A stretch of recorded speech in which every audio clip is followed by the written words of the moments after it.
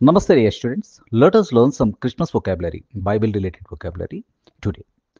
దేవదూత మేరీకి దర్శనమిచ్చింది. Angel appeared to Mary. రక్షకుడు సేవియో. పాపముల నుంచి రక్షణ సేవ్ ఫ్రమ్ సిన్స్. జోసెఫ్ మేరీని వివాహం చేసుకున్నాడు. Joseph got married to Mary. Joseph got married to Mary. Barn పశువులశాల. గుడిసె క్రిబ్. తొట్టె మీంజర్. ఎండుగడ్డి హే.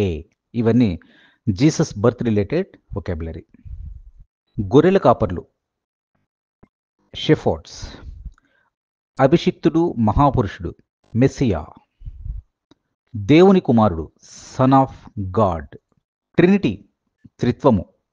తండ్రి ద ఫాదర్, కుమారుడు ద సన్, పరిశుద్ధాత్మ holy spirit. The father, the son and holy spirit. ఏ శిష్యులైనా మనం డిసైపుల్స్ అంటాం.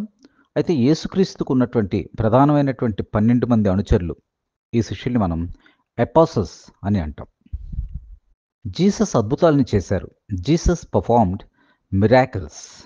చివరి భోజనం, ఇది యేసుక్రీస్తు క్రూసిఫిక్షన్ కన్నా ముందు జరిగినటువంటి భోజనం. ఈ భోజనం తర్వాత ఆయన పట్టుబడతారు. సో చివరి భోజనాన్ని the last supper. I think ఇది బైబిల్లో చాలా ఇంపార్టెంట్ ఇన్సిడెంట్ అనుకుంటున్నాను. చివరి భోజనాన్ని ద లాస్ట్ సప్పర్ అంటారు. సిలువ క్రాస్. సిలువ వేయటాన్ని క్రూసిఫిక్షన్ అంటారు. క్రూసిఫిక్షన్, ఇది స్పెల్లింగ్ చూసుకోండి. సిలువ వేయటాన్ని క్రూసిఫిక్షన్ అంటారు. జీసస్ సిలువ వేయబడ్డారు ఇలా చెప్పడానికి మనం జీసస్ వాస్ క్రూసిఫైడ్ అంటే ఇది వర్బ్ కాబట్టి జీసస్ వాస్ క్రూసిఫైడ్, సిలువ వేయబడ్డారు. పునరుత్థాపనం అంటే ఆయన తిరిగి లేచారు అని చెప్తారు కదా. పునరుత్థాపనాన్ని రిసరెక్షన్ అని అంటాం. రిసరెక్షన్. ఓకే. ఆయన చనిపోయిన 3 రోజుల తర్వాత సమాధి నుంచి పైకి లేచెను. He rose from the grave after 3 days of his death.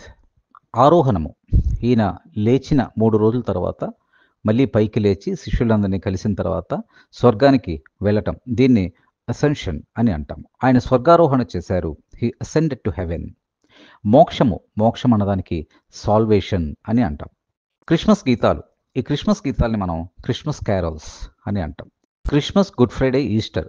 I think Christians ఉన్నటువంటి ముఖ్యమైనటువంటి పండుగలు. క్రిస్మస్ అంటే యేసు పుట్టినరోజు, గుడ్ ఫ్రైడే అంటే ఆయన క్రూసిఫిక్షన్ జరిగిన రోజు, ఈస్టర్ అంటే ఆయన రిసరెక్షన్ పునరుత్థానం జరిగినటువంటి రోజు. సో ఇవి నాకు తోచిన, నాకు తెలిసిన కొన్నింటిని ఇవ్వటం జరిగింది.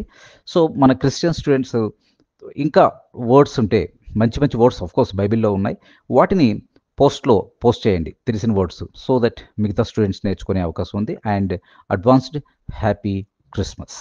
ఈ వీడియో మీకు నచ్చితే లైక్ చేయండి, షేర్ చేయండి, మరియు వీడియో దిగువ సబ్స్క్రైబ్ బటన్ పై క్లిక్ చేసి సబ్స్క్రైబ్ చేయండి. మరిన్ని వీడియోలు పొందండి.